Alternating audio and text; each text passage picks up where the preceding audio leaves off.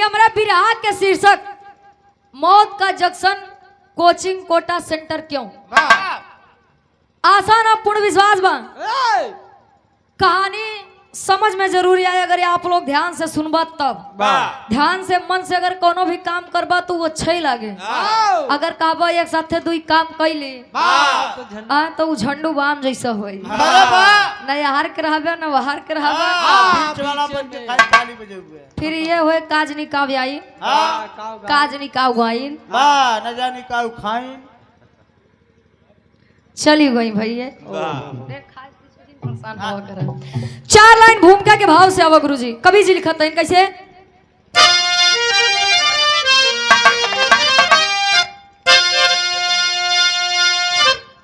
नादान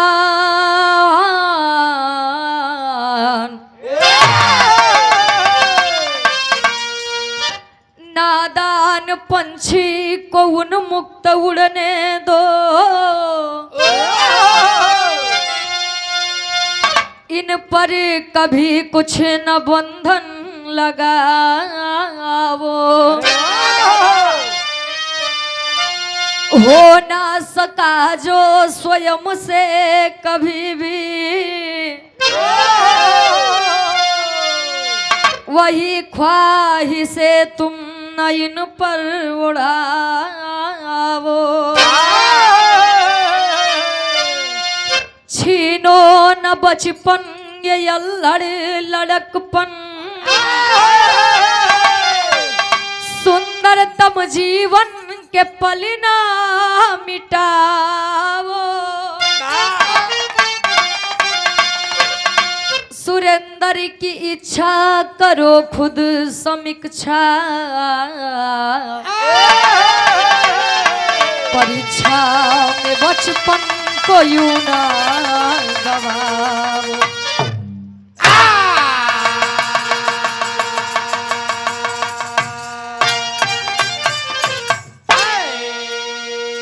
नादान पंछी को उन्मुक्त उड़ने दो, इन पर कभी कुछ न बंधन लगाओ।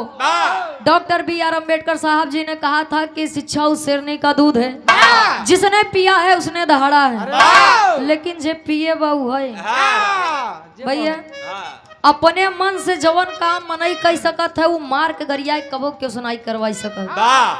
जवन काम ये आप लोग प्रेम से लड़के से करवाई सकत है तो पहले के लड़कन में डर रहन है। आज के लड़का की एक हाथ मार दो 2 दिन तो उसी बोलबा ही न करे कहे तू हमका मारिया कैसे मारिया झगड़ा दोनों में भय रही तू हम ही काहे मारे वो गूगल में चला जाए भैया। आज के लड़कियन के बात है बाद ही शिक्षा के ऊपर कभी जी एक लाइन लिखा था कैसे गीत लगत बा।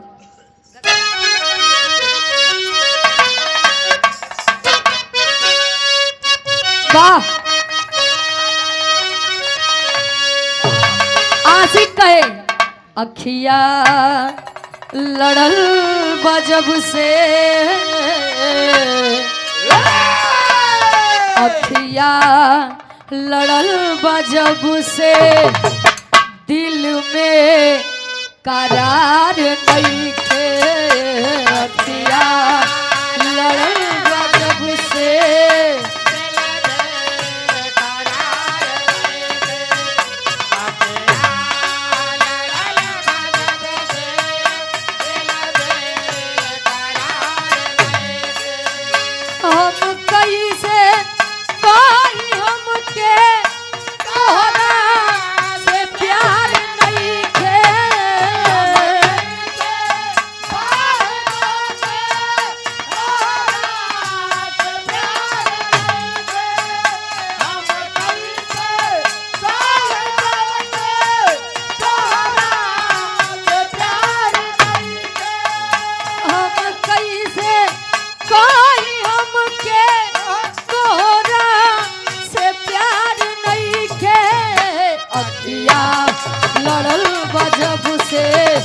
दिल में करार नहीं थे।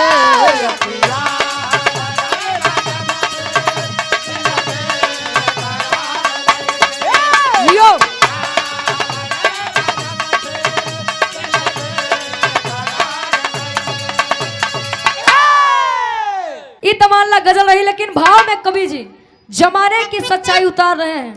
बुद्धिजीवी लोग बैठे हैं, एक एक लाइन पर गौर करेंगे आप लोग। शिक्षित सम्मानित लोग बैठे हैं, सुनिए समझिए पहले के शिक्षा और आज के शिक्षा में अंतर का बा। कवि जी लिखत है इनका,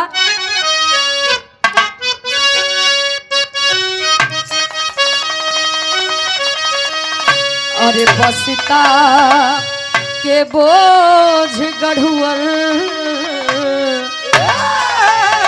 बसता के बोझ गढ़ुअर बचपन दबा गइल बा। बसता के बोझ गढ़ुअर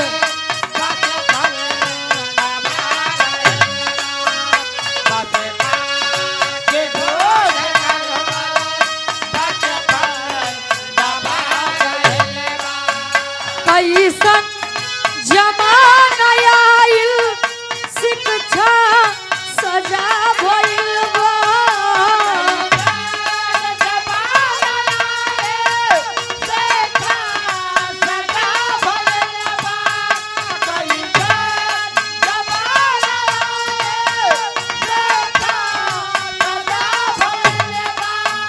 कैसन जमाना आइल, शिक्षा सजा भइल बा।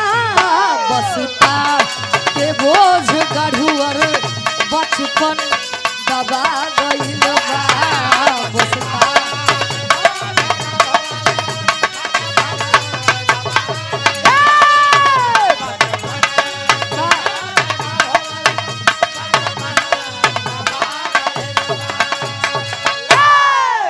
बसता के बोझ गढ़ुअर बचपन दबा गइल बा।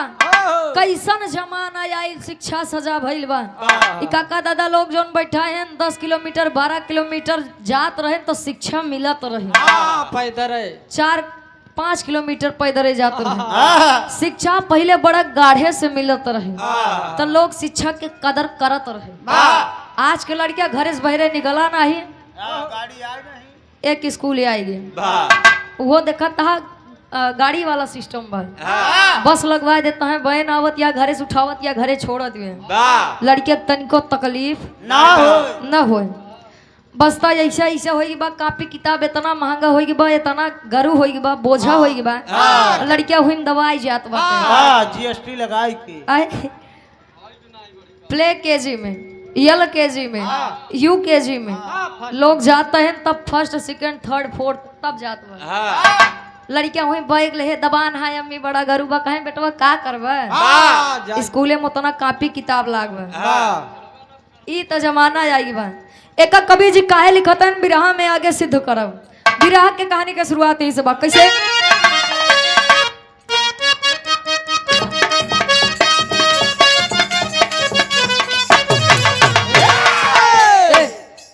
स्वप्न तो स्वप्न है बछड़ की लहर होता है, स्वप्न तो स्वप्न है बछड़ की लहर होता है, अधिक उम्मीद लगाना भी जहर होता है।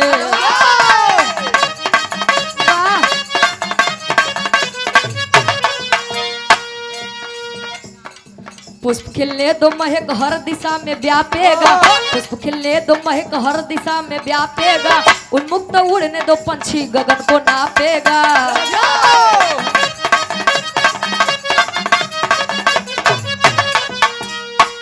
बचपन से ही क्यों उम्मीद अति बढ़ाते हो, बचपन से ही क्यों उम्मीद अति बढ़ाते हो, किशोर वय को भारी बोझ से दबाते हो।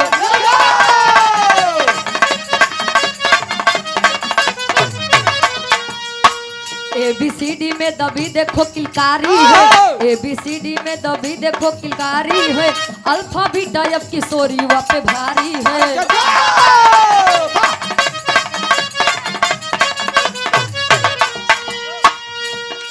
डॉक्टर इंजीनियर बनाने के क्यों पिपासा है,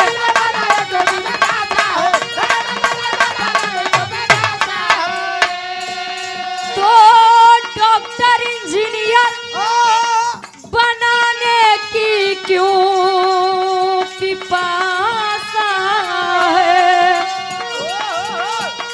बड़ी लोगों में उम्मीद बेतिहासा है,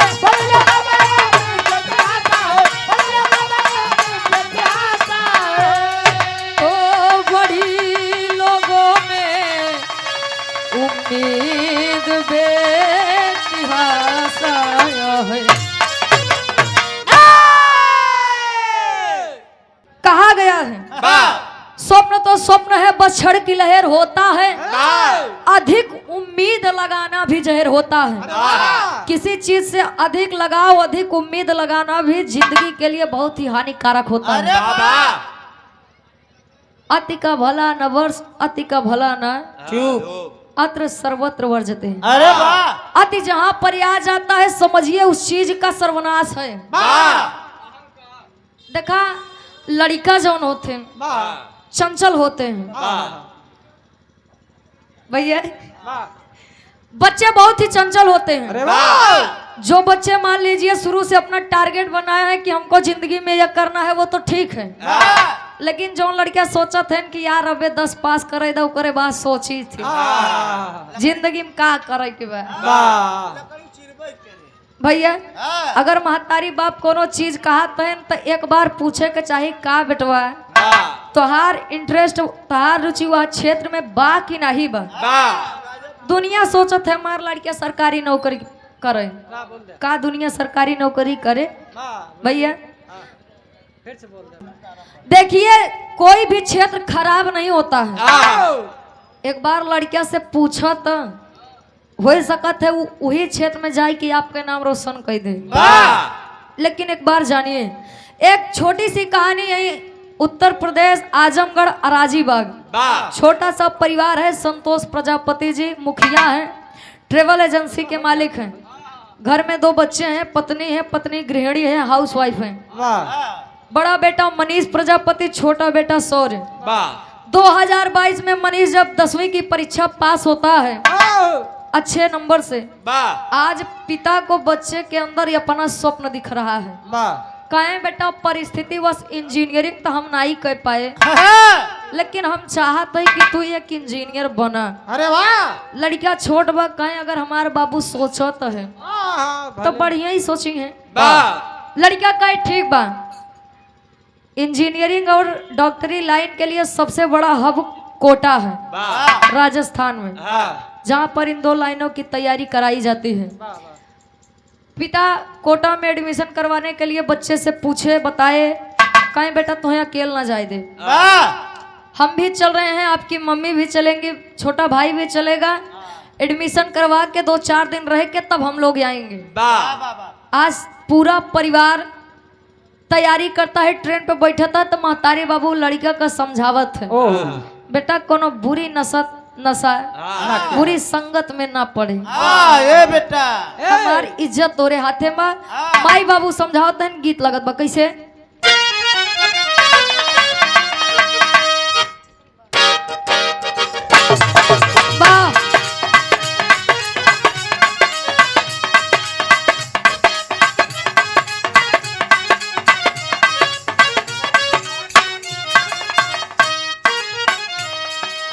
और भौजाई के रिश्ता बड़ा बेजोड़ होत है, अगर बनत बा तब, अगर नहीं बनत बा तो उनसे ज्यादा खतरनाक रिश्ता क्यों कहे। भौजैया मजाक करे ना नदिया से कहे का,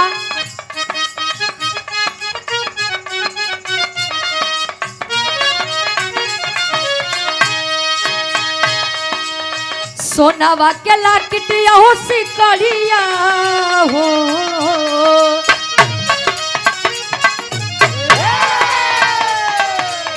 सोनावा के लाकिटिया हो सिकड़िया हो, बतावा ननदो के कर दी हलहा।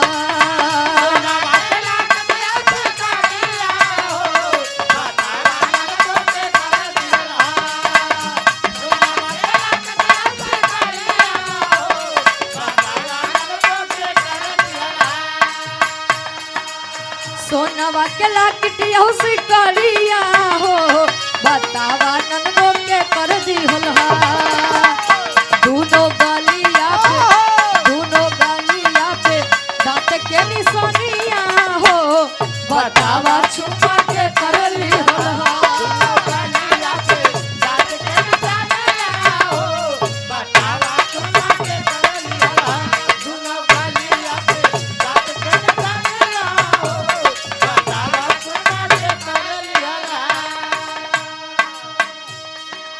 भैया गौर करिए आप लोग, आज पूरा परिवार कोटा के लिए निकल रहे हैं, माता पिता समझा रहे हैं, बता रहे हैं का कैले मनीष तैयारिया हो,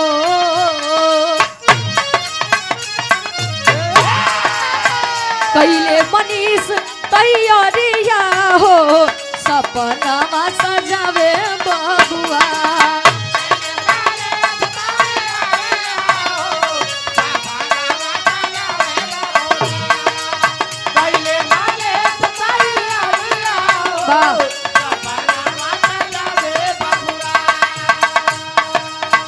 कैले मनीष तैयारिया हो, सपना सजावे बबुआ। समझावे घरवा, समझावे घरवा, बाबू यो मतरिया हो, कदमवा बढ़ावे बबुआ।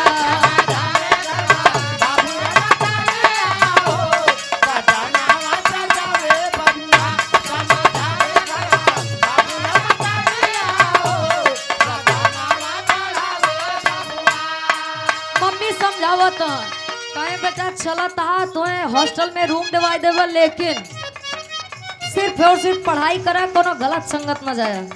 कहे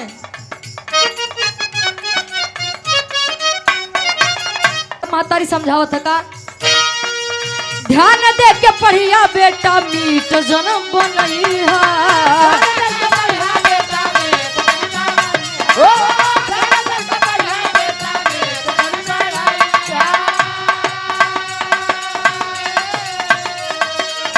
अपने काम से मतलब रखिया, घूमे मात जइहा।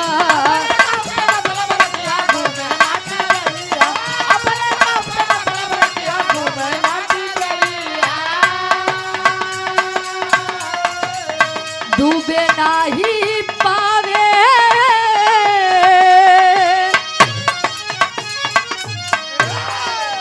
डूबे नाही पावे मोर पगड़िया हो, कदमवा बढ़ावे बबुआ। डूबे नाही पावे मोर पगड़िया हो, कदमवा बढ़ावे बबुआ। डूबे नाही पावे मोर पगड़िया हो, कदमवा बढ़ावे बबुआ। डूबे नाही पावे मोर पगड़िया हो, कदमवा बढ़ावे बबुआ। समझावे घरवा, समझावे घरवा, बाबू यो मतरिया हो, सपनावा सजावे बबुआ। समझावे घरवा, बाबू यो मतरिया हो, सपनावा सजावे बबुआ। समझावे घरवा, बाबू यो मतरिया हो, सपनावा सजावे बबुआ। मातारी कहे बेटा मांस मदिरा के चक्कर में न पड़े, हॉस्टल से फालतू बाहर न जाया, केहू के साथे न जाया, दुनिया बड़ी मतलबी है। हर एक माता पिता को अपने बच्चे की चिंता होती है। गए एडमिशन करवाए, फाउंडेशन कोर्स करता है बच्चा। फाउंडेशन कोर्स का मतलब यह होता है कि वह प्रतिस्पर्धी परीक्षाओं की भी तैयारी करेगा, साथ ही 11वीं 12वीं की भी पढ़ाई करेगा। इंजीनियरिंग करने के लिए पहले जेई क्वालिफाई करना पड़ता है। अरे वाह। गया एडमिशन करवा दिए, 2-4 दिन रह के सब लोग घर आ गए। बच्चा पढ़ रहा है, मेहनत कर रहा है। हॉस्टल का नियम था, कोचिंग का नियम था कि हफ्ते में 3 बार टेस्ट होगा, एक अच्छा लेवल का नंबर लाने के लिए परीक्षाएं होती हैं। लेकिन मनीष को जो नंबर की जरूरत थी वो नंबर नहीं आया था। शायद वह छोटा बच्चा मनीष अपने आप को उस माहौल में नहीं ढाल पाया था। गांव की हरियाली, पिता का स्नेह, अम्मा का दुलार, छोटे भाई का स्नेह, शायद वह नहीं भूल पाया था। परीक्षा होती है, नंबर नहीं आता तो वहां के शिक्षक उसको ताना सुनाते हैं।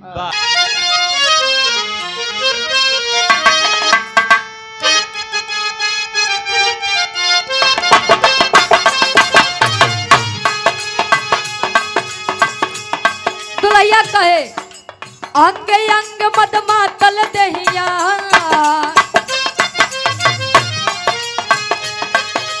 अंग अंग मद मातल दहिया, खिल के भइल कचना। अंग अंग मद मातल दहिया, खिल के भइल कचना।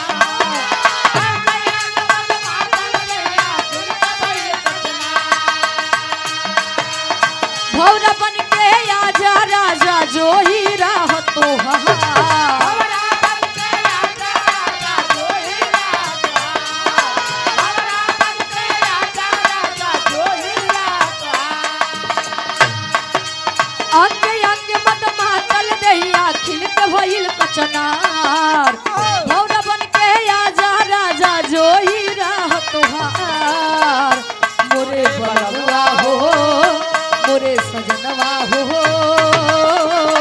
कबोले करैबा इंतजार मोरे बलुआ हो कबले करैबा इंतजार मोरे बलनवा हो कबले करैबा इंतजार। बच्चे की हालत क्या है गौर करेंगे आप लोग का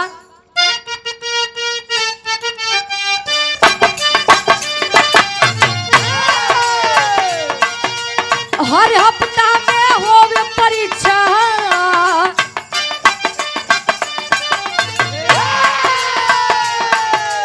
हर हफ्ता में होवे परीक्षा भारी पड़ल दबा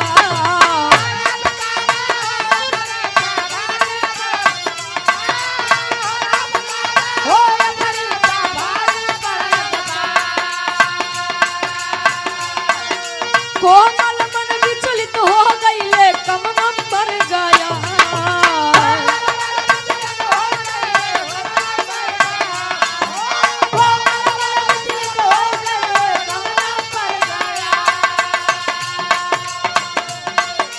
हर हफ्ता में होवे परीक्षा भारी पड़ल दबा कोमल मन विचलित हो गईले कम नंबर गया बढ़ल फिक्रिया हो बढ़ल फिक्रिया हो केहू नहीं बुझे दिल के घाव बढ़ल फिक्रिया हो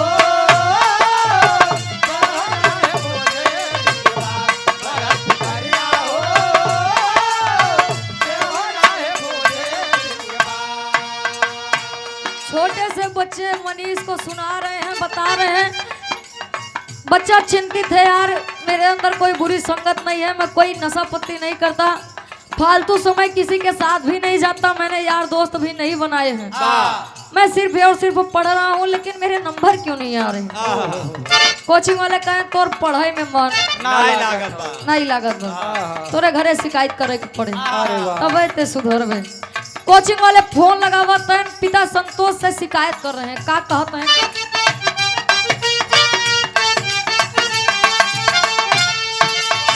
कोचिंग वाले घरवा पर फोनवा लगावले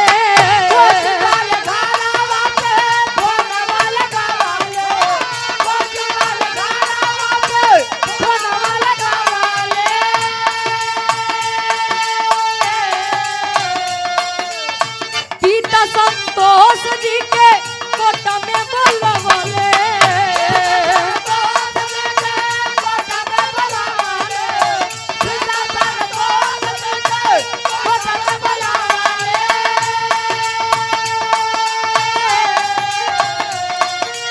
आजमगढ़ से गाड़ी धैले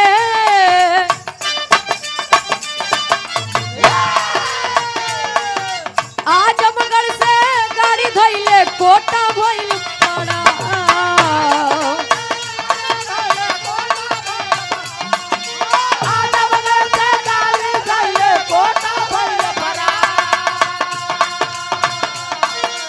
आजमगढ़ से गाड़ी धैले कोटा भइल पड़ा बढ़ल फिक्रिया हो बढ़ल फिक्रिया हो केहू नहीं बुझे दिल के भाव बढ़ल फिक्रिया हो केहू नहीं बुझे दिल के भाव बढ़ल फिक्रिया हो केहू नहीं बुझे दिल के भाव। कोचिंग वाले घरवा पर फोनवा लगवले कोचिंग के जितने भी टीचर हैं आज घर पर फोन करते हैं संतोष जी को तुरंत कोटा आने के लिए कहते हैं आजमगढ़ से गाड़ी पकड़ते हैं ट्रेन पकड़ते हैं पहुंचते हैं कोटा शहर शिकायत कर रहे हैं देखिए आपका बच्चा जेई क्वालिफाई नहीं कर पाएगा अगर जेई ही नहीं क्वालिफाई करेगा तो आगे पढ़ाई नहीं होगी तो इंजीनियर नहीं बनेगा फालतू में आप लोग इसके पीछे 3-3.5 लाख रुपए लगा रहे हैं क्या मतलब है इसको ले जाइए कोई दूसरा काम करवाइए ये उसी लायक है बच्चा सोच रहा है मन में एक चिंता है पिता का सम्मान बचाना है मैं पढ़ता भी बराबर हूँ लेकिन मेरे नंबर क्यों नहीं आ रहे हैं पिता कहें देखिए एक बार मौका दीजिए हम बच्चे को समझा दे रहे हैं, वो पढ़ेगा, वो मेरा नाम रोशन करेगा। ले जा करके एकांत जगह पे समझाते हैं, बेटा बहुत अरमान से तुम्हें पढ़ावत है। बहुत उम्मीद है। गांव में सबसे कहे कि हमारा लड़का हमारा नाम रोशन करे, इंजीनियर बन के लौटे। बड़ी उम्मीद बतो से हमार मान सम्मान बचा ले बेटा। लड़का इतना सुनते ही मान कहे कि यार का करा जाए, सारा ध्यान हमार पढ़ाई में बा, फिर भी कोनो निष्कर्ष नहीं आवत बा, मतलब का करे। कहे बेटा चलो हमका ट्रेन पे बैठावा, तू आओ पढ़ाई पे ध्यान दे, कोनो दिक्कत नहीं बा, हमको पता है तुम कर लोगे। आज के कोटा से ट्रेन पकड़वाता है, हॉस्टल की तरफ जाता है। जैसे जैसे शाम हो रही है, बच्चा अवसाद से घिर रहा है, चिंता से घिर रहा है। तेरी के भाव में कवि जी लिखता है कैसे,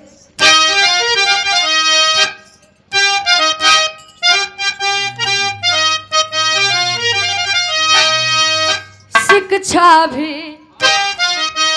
अब हथियारी हो गई, अरे शिक्षा भी अब हथियारी,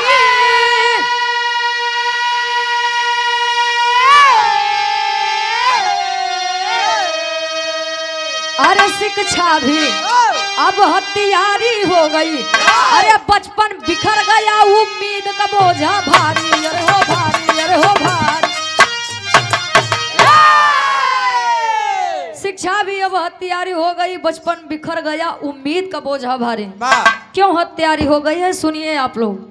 बच्चा जाता है हॉस्टल की तरफ, रूम में पहुंचता है, शाम हो रही है, बच्चा बस यही टेंशन में है, मैं जेई क्वालिफाई नहीं कर पाऊंगा, अगर नहीं कर पाऊंगा तो पिता की बड़ी बदनामी होगी, उनके अरमान पर पानी फिरेगा। लड़का सोच रहा है कि अगर हम रहावई न करब, न रहे उम्मीद, न होए बदनामी।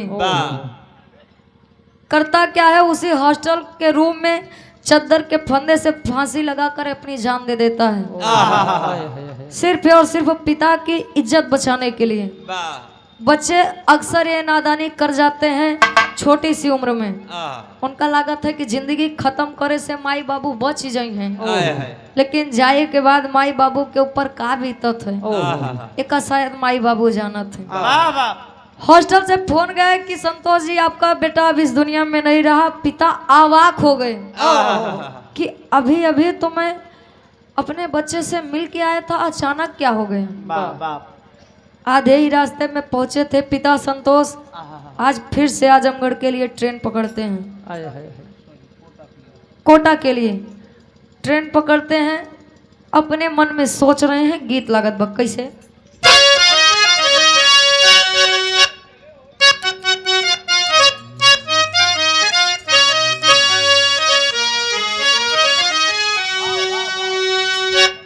तर से बढ़िया कवि जी फर्ज में लिखा तो है। एक लाचार बेबस पिता की हालत क्या है आप लोग गौर करेंगे। कवि जी दर्शा रहे हैं कैसे, रास्ते में रहले बाबू,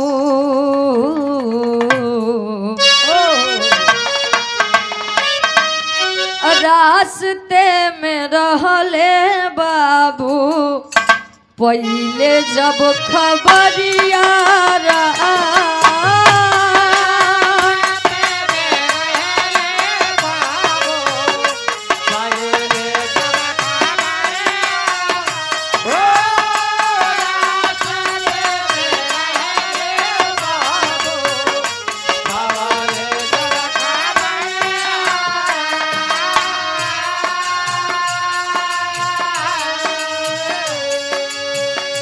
रास्ते में रहले बाबू,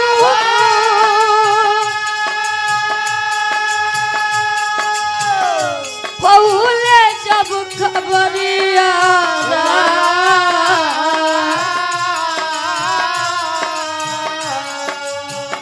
वापस अइले कोटा शहर, वापस अइले कोटा शहर, बरसे नजरिया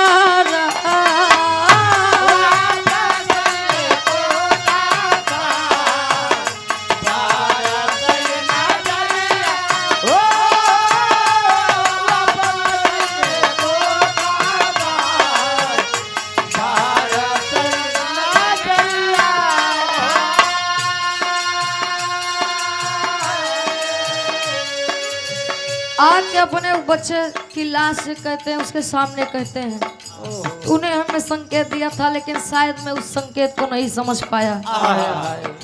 बच्चे की लाश से लिपट कर कह रहे हैं, का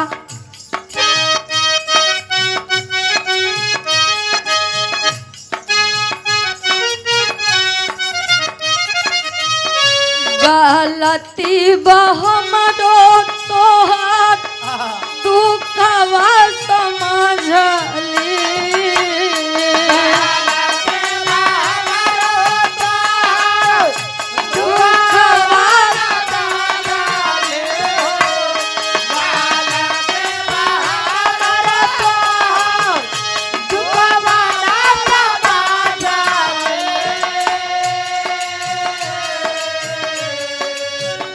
कहत रहला घरे चला हम ना समझली।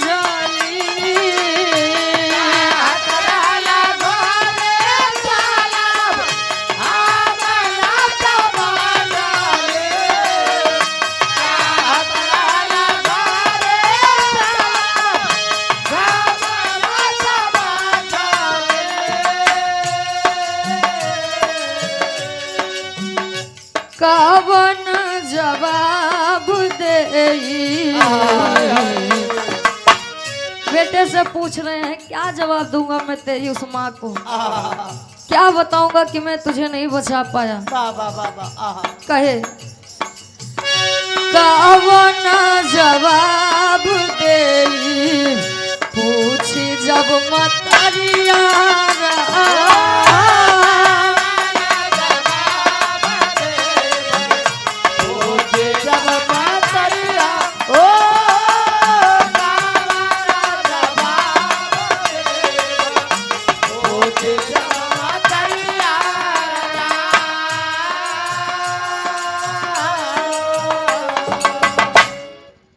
जिस माँ ने हमें जन्म दिया है उनके लिए 101 रुपए का महान आशीर्वाद।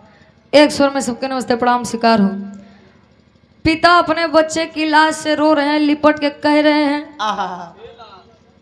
कि मैं क्या जवाब दूंगा तेरी उस माँ को, उस छोटे भाई शौर्य को क्या कहूँगा। पिता अपने बच्चे की लाश एम्बुलेंस से घर की तरफ लेकर बढ़ते हैं। आज लाश उस छोटे से बच्चे मनीष प्रजापति की लाश से आती है। एम्बुलेंस घर पर देख के माँ पागल सी हो जाती है। आखिरकार मेरे घर पर वो भी एम्बुलेंस किस लिए? जब बच्चे की लाश देखती है माँ लिपट कर कहती है अपने उस बेटे से, बेटा कितना भी बड़ा हो जाए, बेटी कितनी भी बड़ी हो जाए, लेकिन माता और पिता के लिए सदैव ही वह छोटा रहेगा। माँ अपने बच्चे से कह रही है आखिरी भाव, अपने हृदय का दर्द, अपने दिल का दर्द बता रही है। अपने बच्चे को सीने से लगा कर कहती है, बेटा जब भी तू आता था माँ ये खाऊंगा वो खाऊंगा, आज क्यों नहीं बोलता है तू? आज क्यों नहीं बोल रहा है कि मुझे इस चीज की जरूरत है? रो के माँ कहती है, कवि जी उस लाचार बेबस माँ की पीड़ा को बयां कर रहे हैं। ऐसे ना जाने कितने माता पिता नादानी में अपने इस बच्चे की गलती के शिकार हुआ करते हैं। आखिरी में प्रमाण देंगे कवि जी। कहा तो कैसे?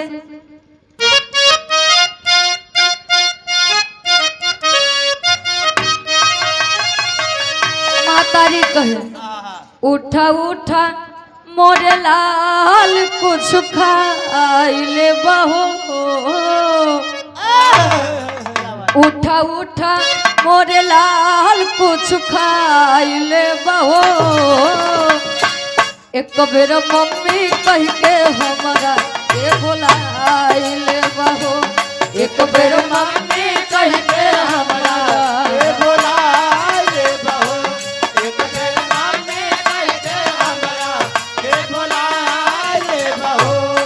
उठा उठा मोर लाल कुछ खाइले बहो, उठा उठा मोर लाल कुछ खाइले एक बेर मम्मी कह के हमरा के बुलाइले बहो।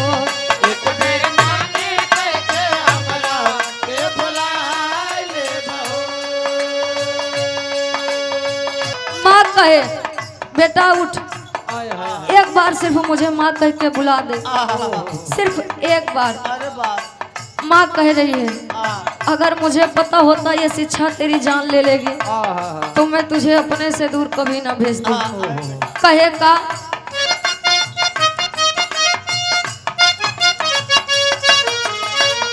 गलती बहमरो लाल दुख ना समझली।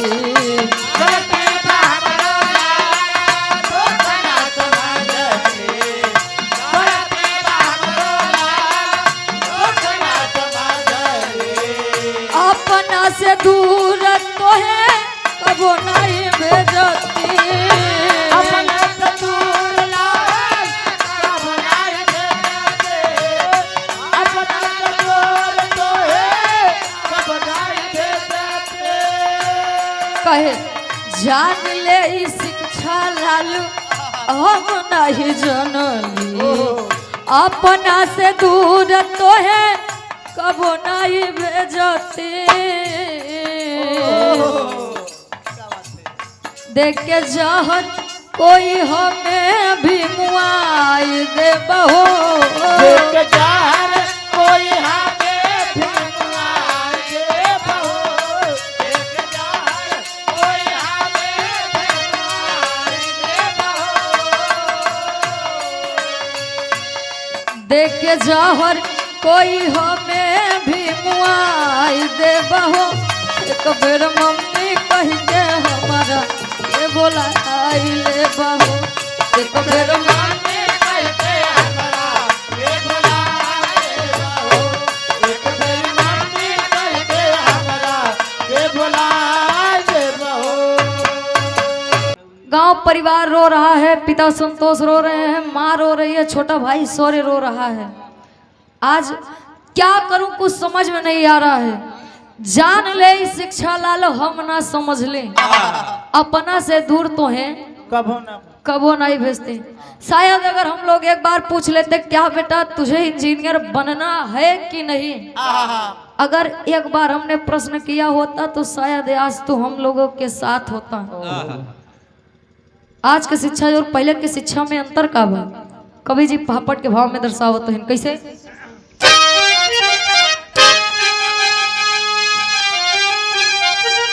अरे पहले के शिक्षा रहल बुरा ना माना जाएंगे ना बात कहने था ले जाएंगे। सच्चाई जानते हैं आप लोग, जाना तो सब है लेकिन माना मोहे खाए वाला केहू नहीं बा। कहे अरे पहले के शिक्षा रहल अब महान ज्ञान गुण सागर हो। अरे तो पहले के शिक्षा रहल अब महान ज्ञान गुण सागर हो। आज खुलल बा शिक्षा के दुकान ज्ञान गुण सागर हो। आज खुलल बा शिक्षा के दुकान ज्ञान गुण सागर हो। आज खुलल बा शिक्षा के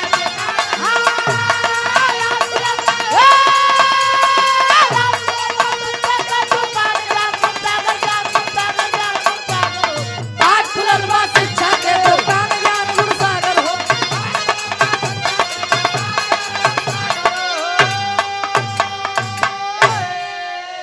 छोटा भाई सौर्य रो रहा गाहो सकल हितनाथ हो। बाउर भैले पिता संतोष अब बाटे नहीं सुझात हो। अरे ख्वाब इंजीनियरिंग के ले हलस अब जान ज्ञान गुण सागर हो। तना जनली की कोचिंग ले अब जान ज्ञान गुण सागर हो। पहले के शिक्षा रहल महान ज्ञान गुण सागर हो। आज खुलल बा शिक्षा के दुकान ज्ञान गुण सागर हो। आज के जो गार्जियन लोग अपने लड़के का सरकारी स्कूल नहीं भेजत, कहे लड़किया जाए वही खिचड़ी खाए का मतलब बा। प्राइवेट में पैसा ज्यादा लगे कम से कम शिक्षित तो बने।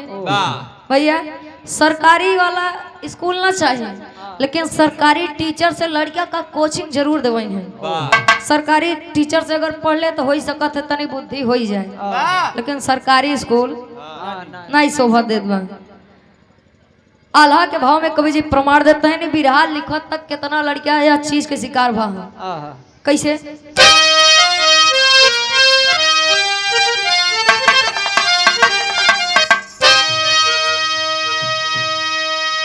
अति महत्वाकांक्षा खैलस बचपन के बाबू,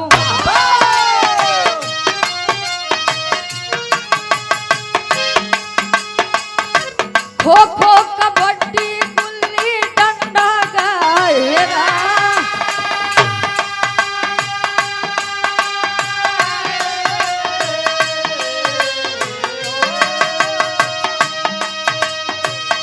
alpha beta sine theta Pythagoras में बाबू,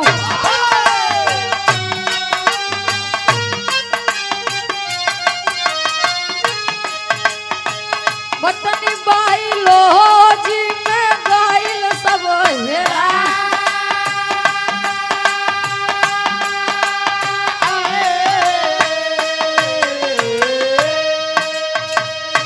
डॉक्टर इंजीनियर से अलग ही सोचे बाबू,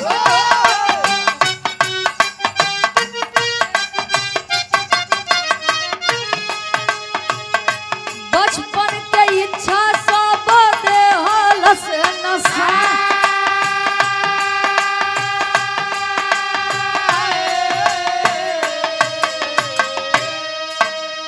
अति महत्वाकांक्षा खैलस बचपन के बाबू, खो खो कबड्डी गुल्ली डंडा का पहले लोग पढ़ते रहे, साथे साथे खेल का प्रथम स्थान देते रहे। आज तक जितना खेल बा वही मोबाइल में, फ्री फायर हो गया, पबजी हो गया, लड़कियां वही परेशान है। तनी प्रमाण देखब 2015 से 2023 तक कितना लड़कियां सुसाइड करे हैं और कितना उम्र वाले। सदर के भाव में कवि जी लिखा था,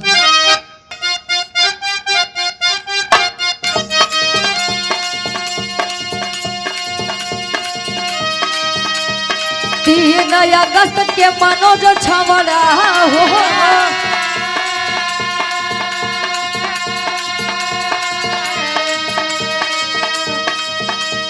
दे दिया जाने अपन खोसिया लगा,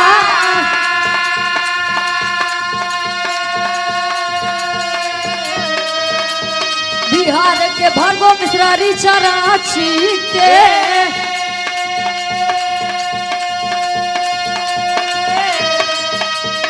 माऊ के प्रियम सिंह मुअली जहर खा,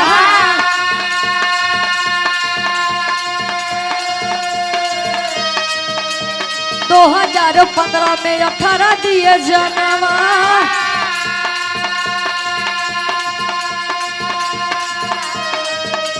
सोलह में 17 मरे, 17 में 7,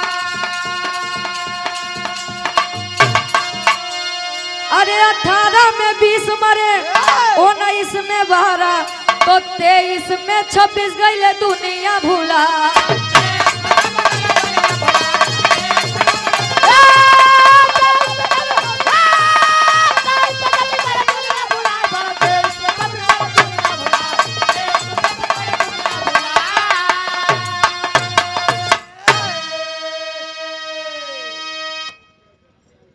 नवंबर 2023 में आखिरी प्रमाण मिलता है पश्चिम बंगाल का फरीद हुसैन आत्महत्या फांसी लगाकर दे दिया था। मरने वाले बच्चों की उम्र 16 से 20 के बीच में होती है। 2015 से 23 तक इस बिरहा को लिखने में 121 बच्चे इसी चीज के शिकार हुए हैं। बच्चे कोटा में जाते हैं, 75% अपने मन से जाते हैं, लेकिन 25% माता पिता के दबाव से जाते हैं, और वही 25% इस चीज का शिकार होते हैं। इज्जत बचाने के लिए अपनी जान दे दिया करते हैं। और सितंबर में ही मनीष प्रजापति अपनी जान दे दिया था। तो गार्जियन से विनम्र निवेदन है कि लड़कियां जो क्षेत्र में जाए चाहत काम करे के सिलसिला में, वह क्षेत्र में का जायदा नहीं, तब परिणाम ऐसे नहीं हुए। आखिरी में खड़ी के भाव में कवि जी लिखा था,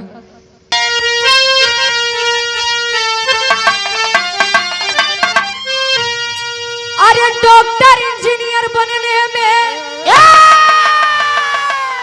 अरे डॉक्टर इंजीनियर बनाने में शिक्षा भारी हो गई।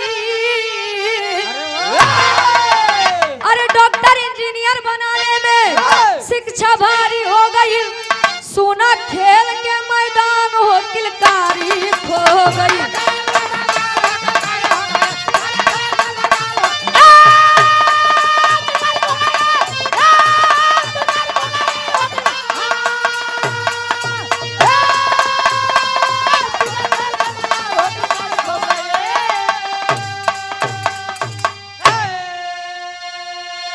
डॉक्टर इंजीनियर बनाने में शिक्षा भारी हो गई। सोना खेल के मैदान हो किलकारी खो गई। आप आदरणीय डॉक्टर मिश्री लाल यादव जी दूल्हापुर की पावन धरती से 101 रुपए का महान आशीर्वाद। ये हम नहीं कहता है कि शिक्षा जिन दे जा, लेकिन शिक्षा वहीं तक दा जहां तक एक लिमिट बा। लड़का शिक्षा ले, अपने अधिकार अपने हक की लड़ाई लड़े, लेकिन ओका का काम करे बा ओका ओकरे ऊपर छोड़ा। तनी सब बस पेरेंट सपोर्ट करें, बच्चा क्या नहीं हासिल कर सकता।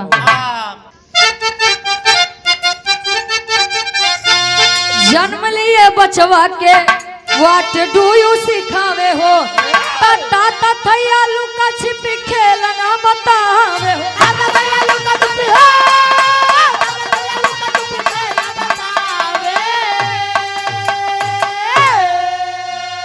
अरे मोबाइल गेम में सारी जिम्मेदारी खो गई।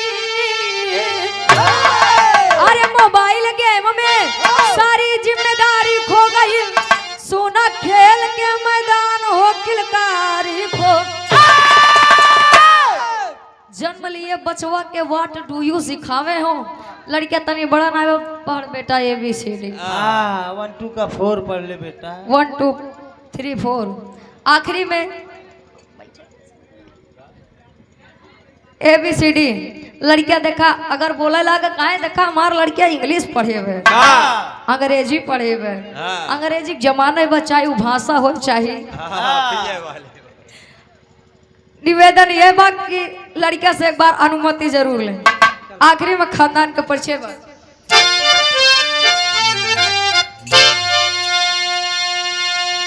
गुरु बिहारी गुरु गणेश मत छीनो बचपन की लाली।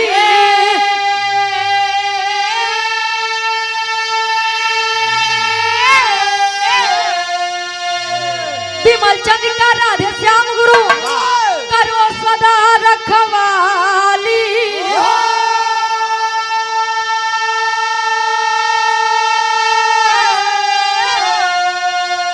अरे शिक्षा भी अब हथियारी हो गई।